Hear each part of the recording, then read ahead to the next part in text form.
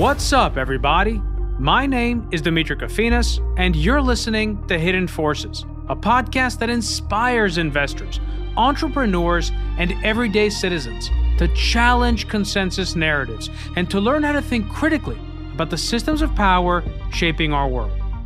My guest in this week's episode is Dmitry Alperovitch, the former CTO and co-founder of CrowdStrike, the largest cybersecurity company in the world, which has been involved in investigations of several high-profile cyber attacks that many of you will be familiar with, including the 2014 Sony Pictures hack, the 2015-2016 cyber attacks on the Democratic National Committee, and the 2016 email leak involving the DNC. He currently serves as chairman of the nonprofit Silverado Policy Accelerator, where he focuses on advancing American prosperity and global leadership by working directly with both the executive branch and Capitol Hill on issues related to cyber, trade, and industrial security, and what's known as EcoSec, or ecological and economic security.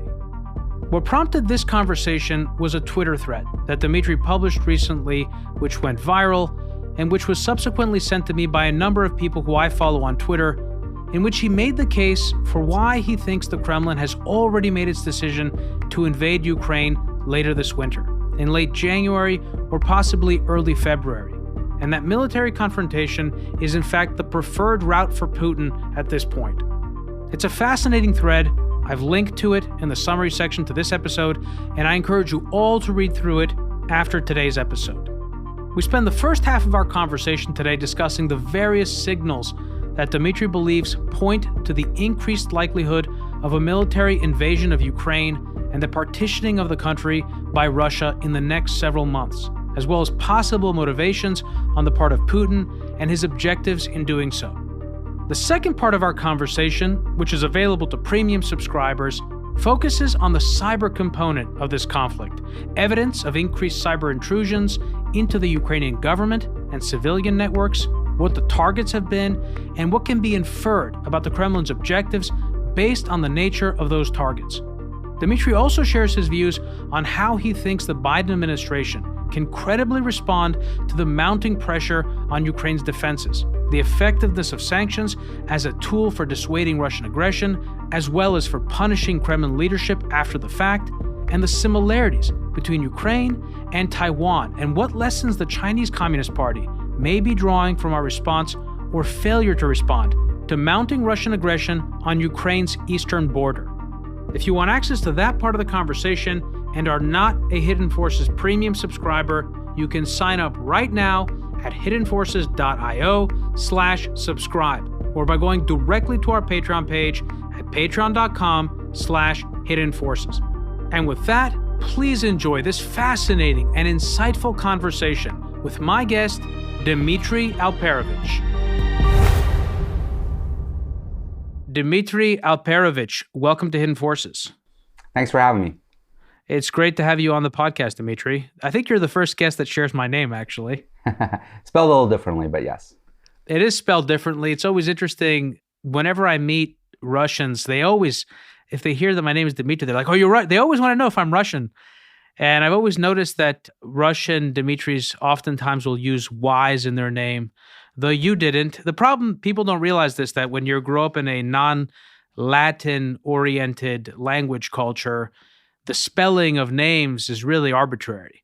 Yeah. Because there is no alphabet to express actually what the name is. That's right. And I didn't really have a choice because when we were leaving Russia, we had to get a passport to travel overseas, and they basically transliterate the name however they want, I think, in the passport office. So I kind of got stuck with how they decided to translate it. So you were born, are you from Moscow originally? I was born in Moscow, yeah. When did you leave the Soviet Union? Was it Soviet Union or was it post-Soviet Union? No, it was post. So we left in 94, about 3 years since the Soviet Union fell apart. Actually, yesterday was the 30th anniversary of the fall of the Soviet Union. Right. We're recording this on December 27th. So before we get into our conversation today, Dmitry, which is going to be about Ukraine, Russia, the likelihood of kinetic conflict there, what that might look like, cyber information, etc. Tell us a little bit about your background and why it is that you are someone who can sort of opine intelligently on the subject. You're the co-founder of CrowdStrike, which a lot of people will know from the Trump administration as having been somehow involved in conversations around the DNC hack of emails, et cetera. You were, I believe, featured. I mean, I read half of the book. I had the intention of having Andy Greenberg on the podcast years ago, but it was a long book, his book Sandworm, and I remember I had a bunch of other books to read at the time, and I never actually got to do it, but I remember reading about your firm in that book as well. So what is your background, and how does it relate to your expertise in cybersecurity? So I've been doing cybersecurity for 25 plus years, literally since high school, when I started a company with my dad doing cryptography, encryption codes, and how to secure information using advanced mathematical algorithms. And then later on, went to college to Georgia Tech to be actually the first graduate out of there, what was then called information security, now called cybersecurity degree, and spent my career working for a number of companies, including McAfee, where I was running their global threat research operations, and then later on started CrowdStrike, which now is the largest cybersecurity company in the world. And yes, as you mentioned, at CrowdStrike, we had the privilege of working on some of the most significant and impactful cases in cybersecurity, including the hack of the DNC, which we investigated and attributed to Russian intelligence services. But in addition to all of that work on cybersecurity, I've spent my career being interested in following very closely foreign policy issues. In fact, almost got a minor in college, didn't quite take enough classes, needed to graduate, but doing a lot of international relations work. And the two kind of met, cybersecurity and international relations, for me in 2010, when a small company called Google gave me a call in January of 2010 and wanted to work with me on an investigation of the hack, which was later attributed to China, the first time that a nation state was identified as hacking private industry in a very public way. And that sort of transformed my career and merged my two interests of international relations and cybersecurity, because immediately I was sort of whisked to Washington to brief the White House, to brief the State Department on what was taking place, and continued being very closely involved in national security matters for the next decade.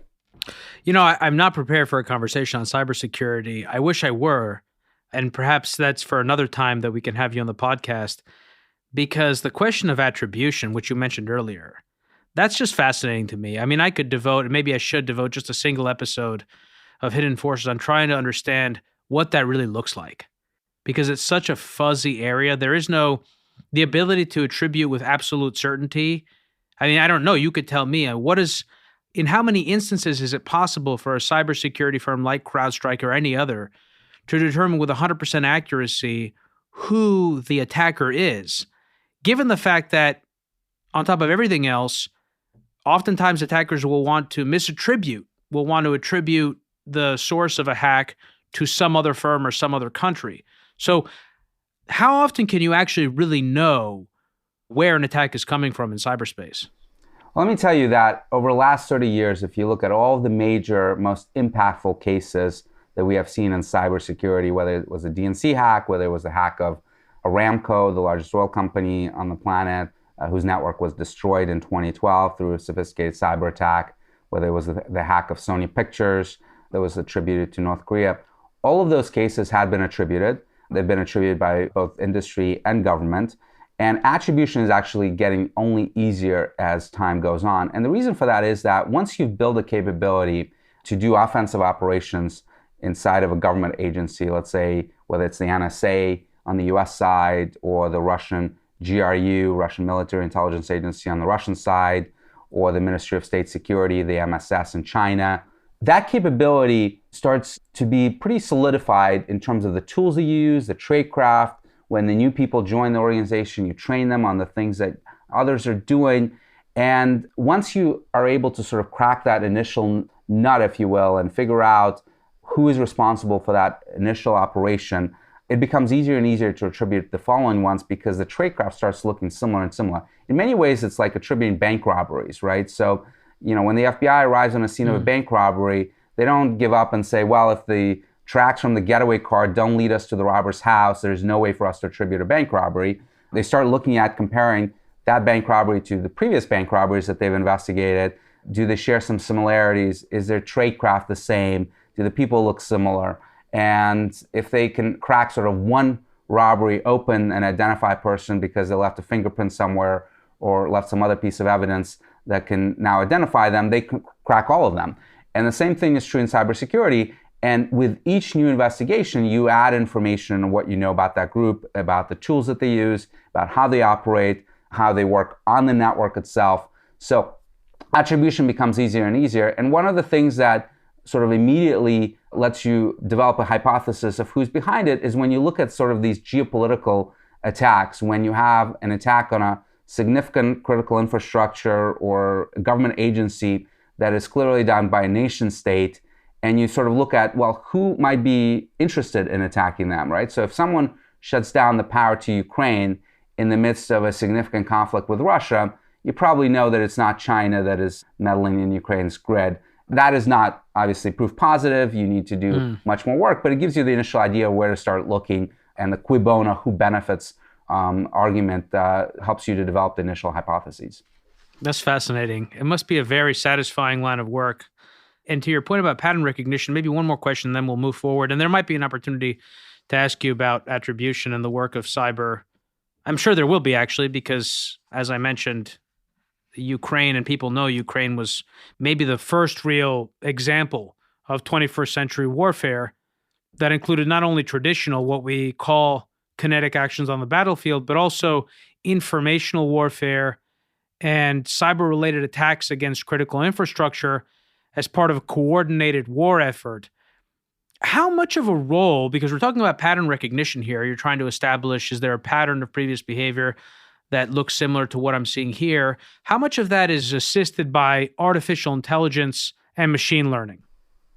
It actually is not. The algorithms help, but most of the time when you use artificial intelligence or machine learning in cybersecurity, you actually use it to defend the network against sort of previously unknown threats and help you whiff through the huge amounts of information that you have collecting on the network. But when it comes to attribution, you really use investigators, you use people that are curious at looking at patterns, as you say, looking at different pieces of data, putting it all together, trying to solve this challenge that is presented to them.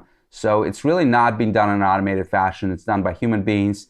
And at the end of the day, you mentioned earlier 100% certainty. There's no 100% certainty in anything in life, but you develop confidence intervals for different judgment calls that you make, whether you're in government or in industry. So you can attribute an attack to Russia, for example, with high degree of confidence. It's not 100%, but it's pretty damn certain that this is taking place, or you can have medium confidence or low confidence. And typically, the more specific the attribution gets, the lower degree of confidence you may have in it. So for example, when we originally attributed the DNC hack, we attributed with high degree of confidence to Russian government, but with a medium degree of confidence to the GRU, Russian military intelligence, which later was independently verified by the US government and US Justice Department that indicted actual GRU officers that broke into the DNC network. We at CrowdStrike did not have that information, that specificity on who was actually hacking the DNC. Okay. So the reason that I asked you to come on the podcast was because you published a thread on Twitter right before Christmas that went viral. It was sent to me by multiple people, which is one of the ways in which I determine that, not just based on likes and retweets, but within my network of people who are interested in this stuff. It went viral. And you wrote that you had become increasingly convinced that the Kremlin has unfortunately made a decision to invade Ukraine later this winter. And while it is still possible for Putin to de-escalate, I, quote, believe the likelihood is now quite low. And you actually wrote that you believe an invasion is almost certain, and that this is the preferred route for Putin, that an invasion, in other words, is the preferred route for how to achieve his objectives. Can you walk me through your realization and how you came to this view? Sure. So I've been watching Russia very closely, obviously having been born there, but following closely their politics, their national security decisions for some decades now. And the thing that strikes me about this situation that we're facing now is that it's very different from the past occurrences, even from the military buildup that we had back in April, which really was not followed through with any sort of rhetorical threats against Ukraine, against NATO, against the US. Remind me and our listeners, what was that military buildup in April? And how does that compare to the current buildup? Because I've heard a lot of different numbers about the size of troops on the border. So it was a smaller buildup. There were tens of thousands of troops that they were moving to areas close to Ukraine back in March and April, and then later on they pulled them back. Many people determined that they pulled them back because President Biden agreed to have a summit with Vladimir Putin in Geneva in June, and that's what Putin wanted back then. But the situation today is very different, both in terms of the size of the forces that they're moving. The U.S. intelligence community estimates that they're going to move about 175,000 troops in total. There are about 100,000 now to the Ukraine region. But it's also different in terms of the types of forces and the types of equipment and logistics that they're moving. So when you look at what they have moved, they've moved artillery units, they've moved air defense units, they've moved mine clearing equipment, they've moved bridge building equipment, lots of things that you actually need for an invasion, an extensive invasion of Ukraine, one that perhaps would reach the Dnieper River, which kind of divides Ukraine in two, into the east and western part of the country.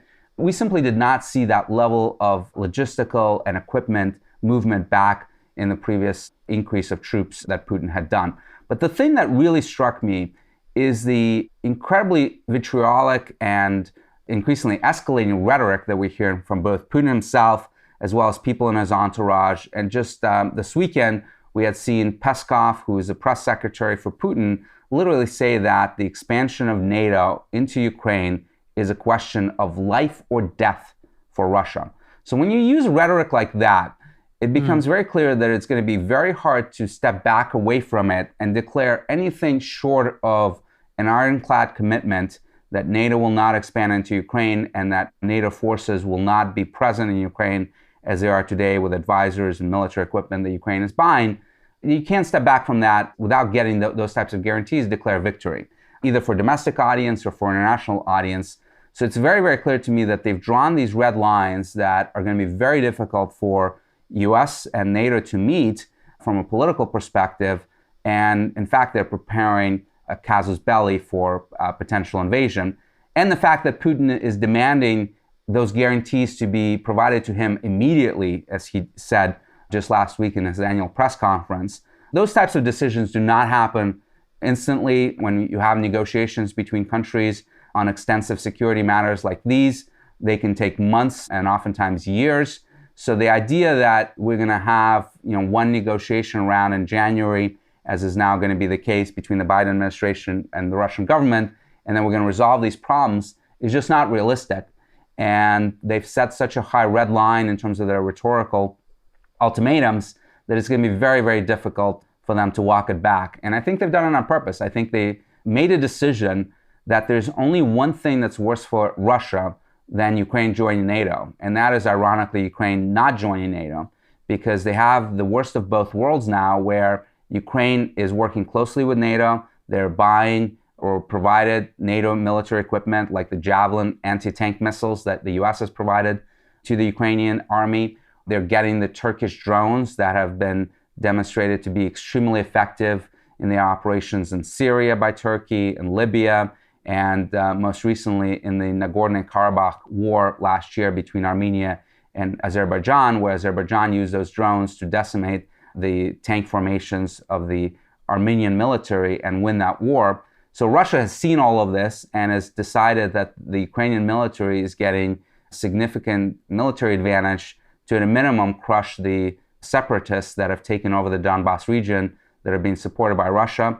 It is concerned over long-term progression of the Ukrainian military, which has rebuilt itself post-2014, and has decided that those moves are unacceptable to it and that it is time to solve them, including through military action if need be. So I'm very, very pessimistic that we can walk it back at this point.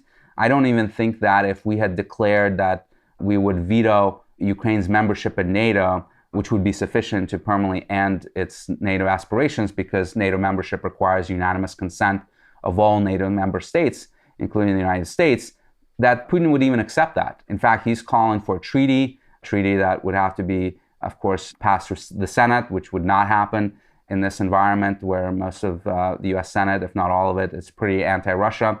And as Putin himself has said, that even treaties don't mean much when the US has pulled out of treaties before, including the Intermediate Ballistic Missile Treaties, the INF Treaty, and the ABM Treaty that prevented the US from building missile defenses that we pulled out of in 2002.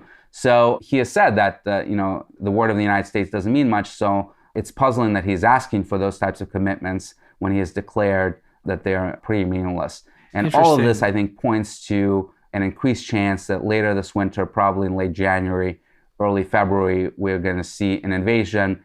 And it's a question of how far he will go, in my mind, because I don't think that there's any chance that he would try to occupy all of Ukraine. That would be an incredibly challenging task for the Russian military, including facing the threat of a prolonged insurgency. And Russia has experience fighting insurgencies in Ukraine. It's done so on at least 3 occasions throughout history, most recently in the 1920s through the 1950s.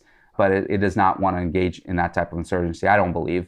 But it's possible that he thinks that he can occupy the east up to the Dnieper River, which is fairly pro-Russian, but obviously has a lot of Ukraine nationalistic elements there as well. So it won't be a cakewalk. It won't be that easy, but he may think that it will be. Or he may constrain himself to very limited incursion that tries to decimate the Ukrainian military and to show them once and for all that any attempt to flirt with NATO is going to be unacceptable and is going to be punished by Russia through military force.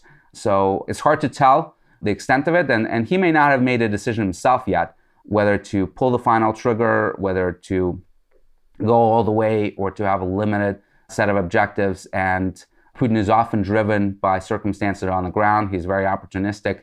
So it won't be a surprise to me if that final decision is made literally in the days lead up to the invasion.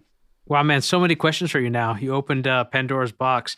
I was going to ask you if you think that Putin's objectives can be achieved through military force, but your response has prompted me to ask you another question, which is, do you think that his objectives, and let's also discuss what you think those are, can be achieved through diplomacy? Because it sounds like what you're saying is that, you said the only thing worse than Ukraine in NATO is a Ukraine out of NATO, because Ukraine has received so much Western support.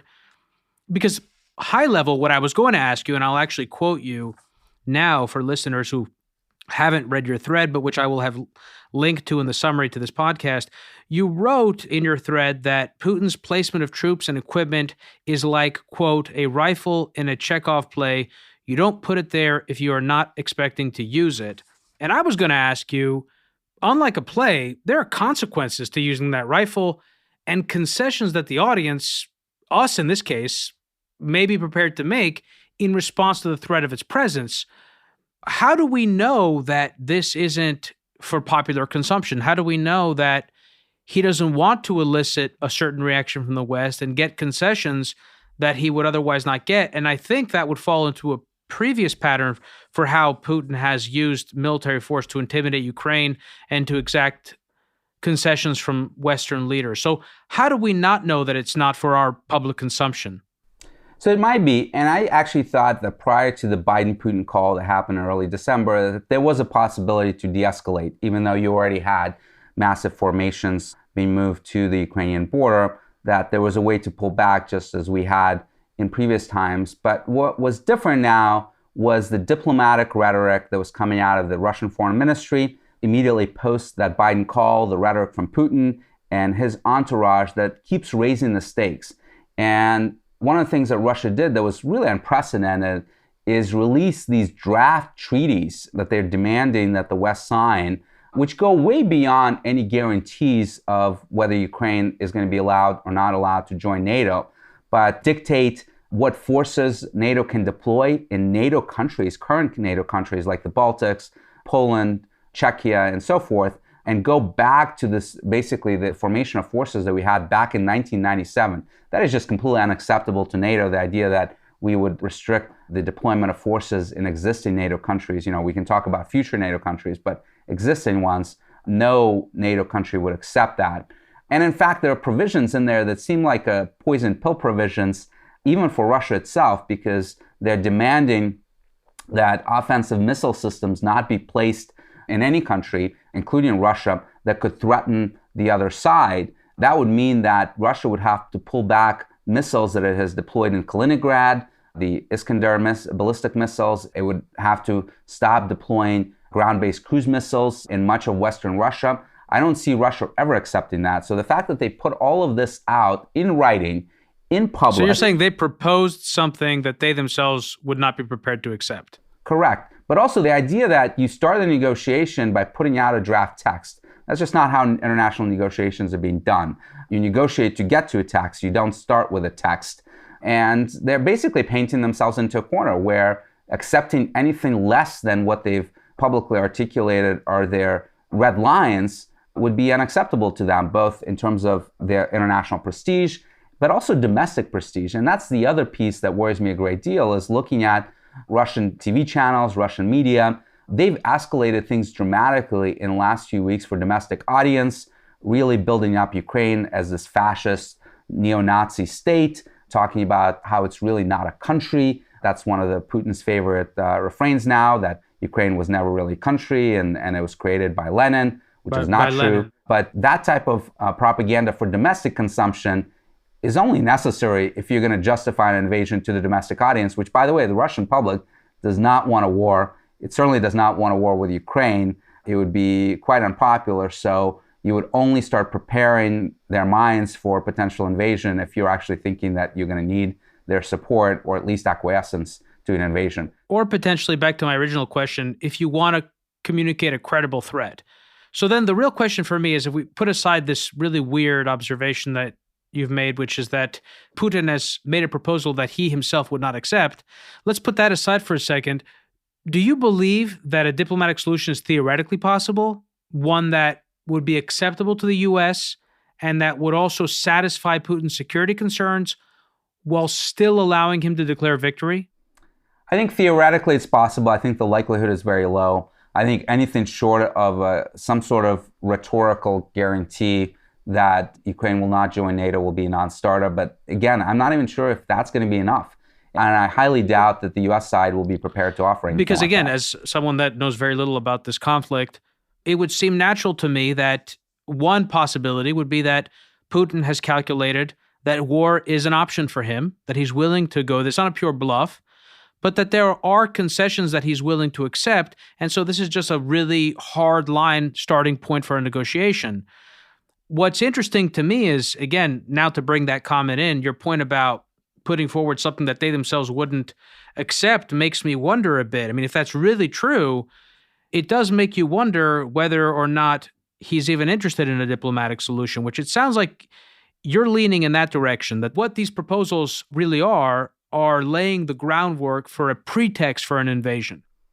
I think so. And look, I don't rule out a Hail Mary that we may be able to come to some sort of agreement. And again, I think that any agreement that does not involve guarantees around Ukraine joining NATO would not be acceptable. But perhaps if we were to put something like that on the table, including an agreement not to sell offensive weapons to Ukraine, not to have NATO advisors in Ukraine, that he could accept that and pull back. It's hard for me to see how he does that, given the red lines that he has articulated that go well beyond that.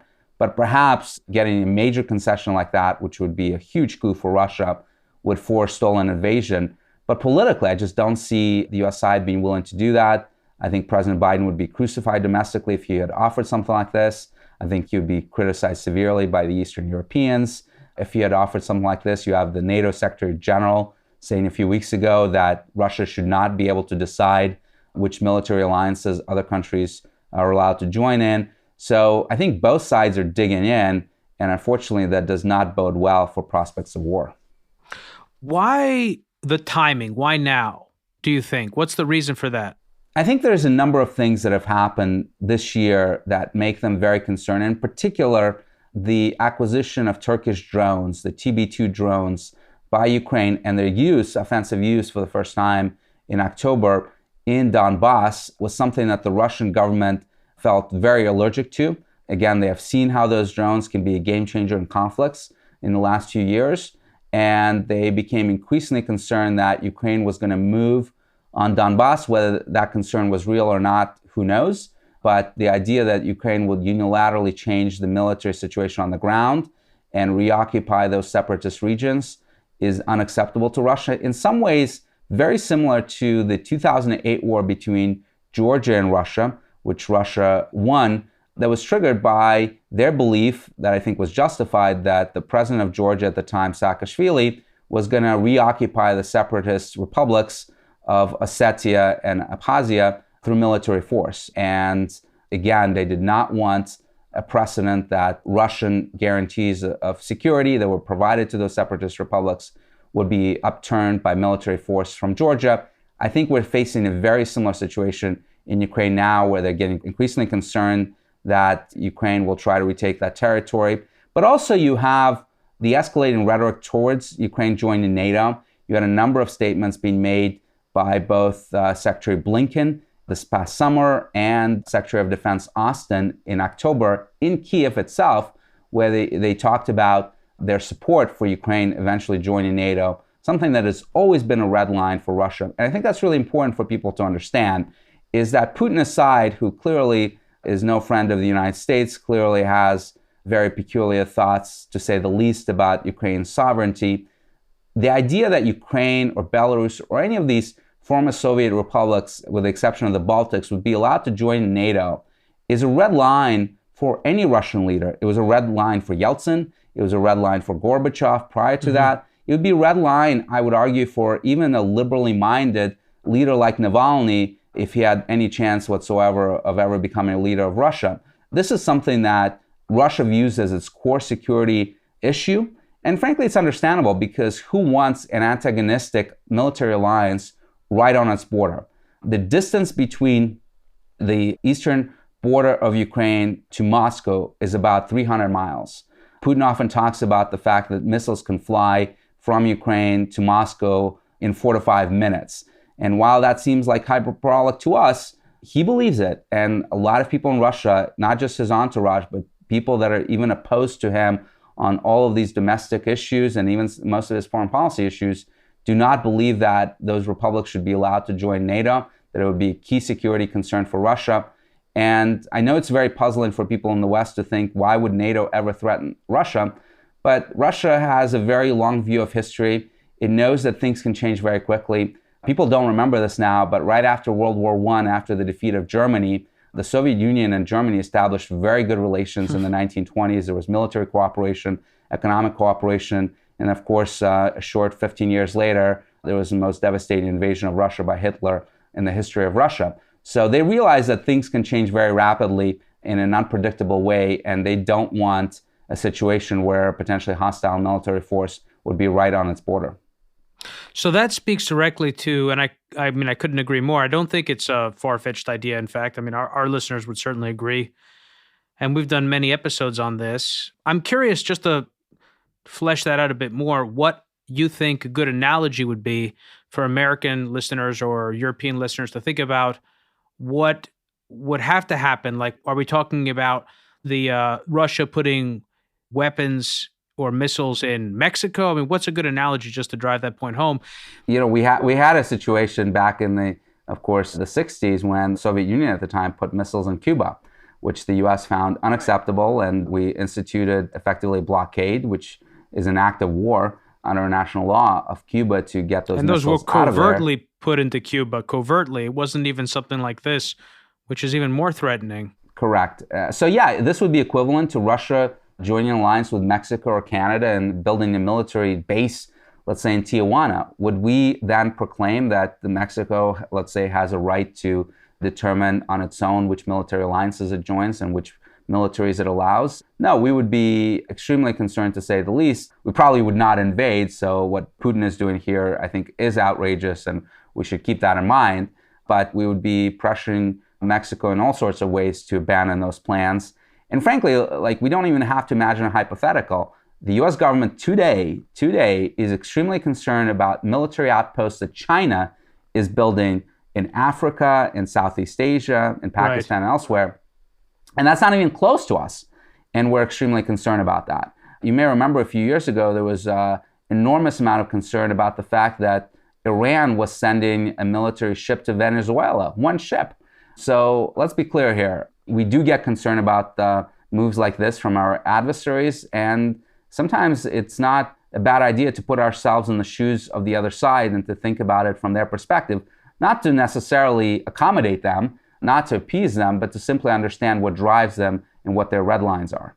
Right. And to that point, about the point I was making about the missiles being put into Cuba covertly, the issue here is that it seems to me Putin is very concerned about the status quo. And what he wants to do is not just simply prevent further expansion, but he wishes to actually change the status quo around what's acceptable. And up until now, it's been acceptable for the U.S. and its allies to move eastward, to push NATO eastward, the alliance eastward. And it seems like he's sort of drawing a red line there. So we established the national security concerns. How much of this is also driven by personal concerns for his own safety? Does Putin have legitimate reasons to be concerned the further this alliance moves eastward? And then also, how much is driven by internal political considerations, the need to maybe present a narrative to give the Russian people some sense of expanding competence of his government? And also, how much of it is driven by just the fact that he's an older guy? He's probably in all likelihood a kind of megalomaniac, as these types of leaders tend to be, and he's concerned with his own legacy. How much of these things factor in, do you think?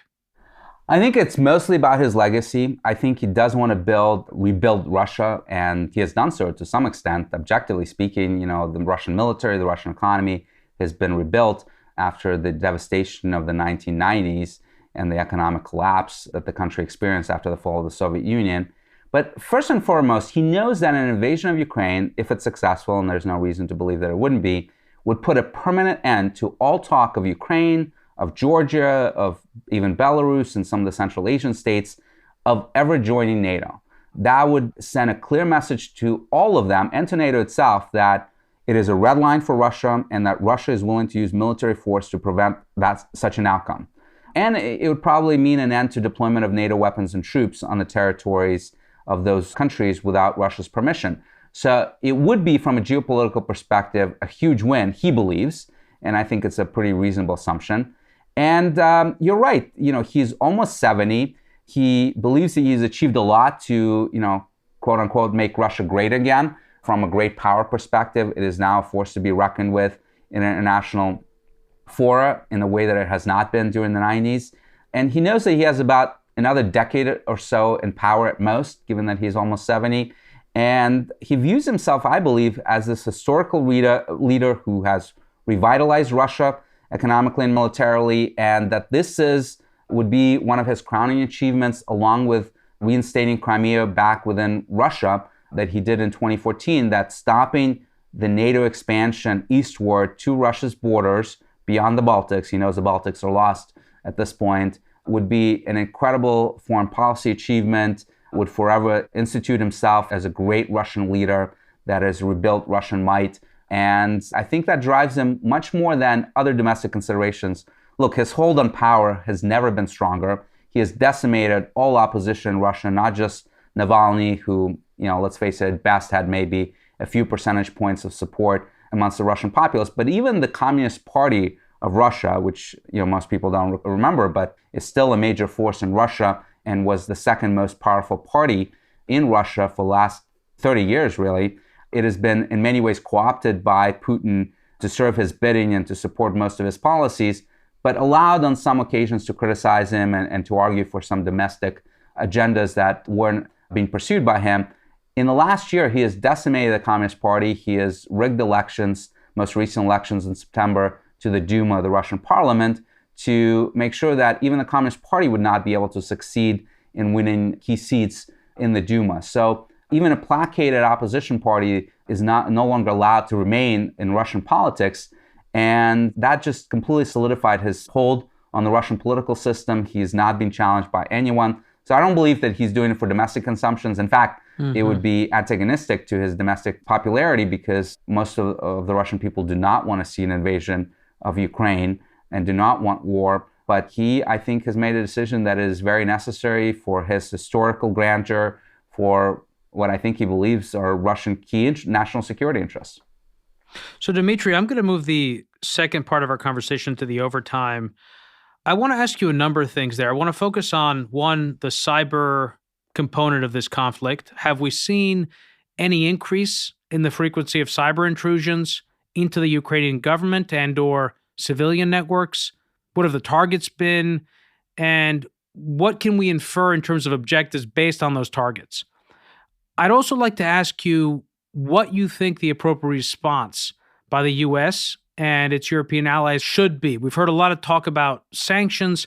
How effective can sanctions be? I know the Magnitsky Act proved very effective in at least pissing off Putin. I know that in part because we had Bill Browder on the podcast back in 2017, and I learned then just how practical that act was in getting the Kremlin's attention. So what type of sanctions are being considered today, and how effective do you think they will be? Also, one of the things that I think Putin is concerned about are ongoing covert action and influence campaigns meant presumably to destabilize or to undermine the political legitimacy of his government, as well as to drive a wedge between Moscow and some of its former satellites and territories. I'm thinking about the protests against Lukashenko in Belarus, the color revolutions in Georgia, protests in Moscow, etc. I want to get your take on how legitimate you think these concerns are and what role they play, in your view, in informing Putin's sense of urgency around NATO's eastern expansion. Lastly, what does this mean for the more long-standing concern, or maybe a better way to put it is the larger concern among people in the U.S. government and policy community regarding the Taiwan question? Do you think that Xi Jinping and the governing elite in China will, as former U.S. Navy Admiral James Stavridis recently suggested, be watching U.S. support to Ukraine and drawing lessons from our actions and our approach there to inform their own calculus regarding Taiwan and any possible plans they have to retake that island in the next several years? And do we have any information about whether or not these two leaders, Putin and Xi, have communicated on this issue? In other words, is there any way to know if Putin is in touch with Xi about his actions in Ukraine, or possibly informing his own strategic timing by taking what he knows about the CCP's plans for Taiwan into account? Those are just some of the questions that I wanted to ask you in the overtime, Dmitry. For anyone who is new to the program, Hidden Forces is listener supported. We don't accept advertisers or commercial sponsors. The entire show is funded from top to bottom by listeners like you. If you want access to the second part of my conversation with Dmitry, as well as the transcripts and rundowns to this episode and every other episode we've ever done, head over to hiddenforces.io and check out our episode library, or subscribe directly through our Patreon page at patreon.com/hiddenforces. There's also a link in the summary page to this episode with instructions on how to connect the overtime feed to your phone so that you can listen to these extra discussions just like you listen to the regular podcast. Dmitry, stick around. We're going to move the second half of our conversation into the subscriber overtime. Great. For more information about this week's episode, or if you want easy access to related programming, visit our website at hiddenforces.io and subscribe to our free email list. If you want access to overtime segments, episode transcripts, and show rundowns full of links and detailed information related to each and every episode, check out our premium subscription, available through the Hidden Forces website or through our Patreon page at patreon.com/hiddenforces. Today's episode was produced by me and edited by Stylianos Nicolaou. For more episodes, you can check out our website at hiddenforces.io. Join the conversation at Facebook, Twitter, and Instagram at Hidden Forces Pod, or send me an email at dk@hiddenforces.io. As always, thanks for listening. We'll see you next week.